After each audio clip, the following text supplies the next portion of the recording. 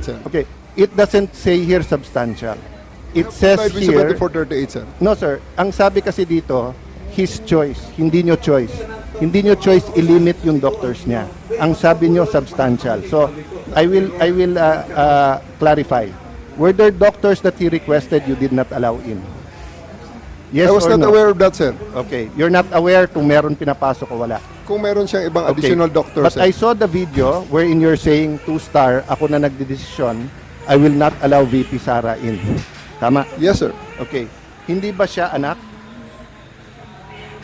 Ang nakalagay dito, the person's immediate family shall include his or her spouse, fiancé, parent or child, brother, sister, grandparent, grandchild, uncle, aunt, nephew, niece, etc.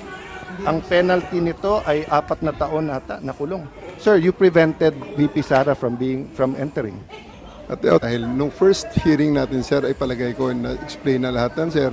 At nagkaroon ng napakaraming mga... Nung first hearing, sir, ang pinag-usapan kasi doon na lawyer, ako, upon looking at the Constitution, kaming mga senador, we cannot appear before the court but we can practice. Pero ang presidente, vice president cannot practice. So, kasama na ako doon at yung ibang nagsabing abogada. Pero nung nakita ko tong batas na to, nakalagay, pag anak, you cannot stop them from visiting. And nakita ko yung video, but sabi nyo nga, may kompleto kayong video, that's why I'm asking you, baka naman pinapasok nyo nang hindi ko alam. Sabi mo, 2-star, sir, ako na. Ako nagdesisyon nito, sir. I don't know if you use the word ako mananagot. So, simple lang question ko, did you prevent VP Sara from seeing her father? Yes or no? Can I expound on this, sir, before I answer the yes, Yes, or go no, ahead. sir? Thank you, sir.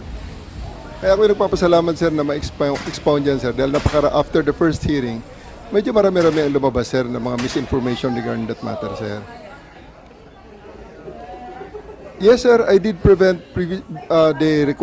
I did deny the request of President Duterte for him to allow VP Sara to enter, sir. Kasi nga naman, sir, mag-alas 10 na yun, sir. And that is already around 12 hours after we first got him into custody.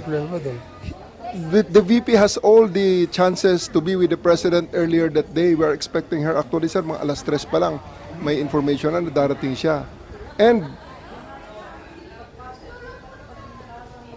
kung gusto talaga nilang pumasok, sir, pwede naman, sir. Kasi Hinatangan mo nga di ba? ma'am, sinundo, ma'am, sa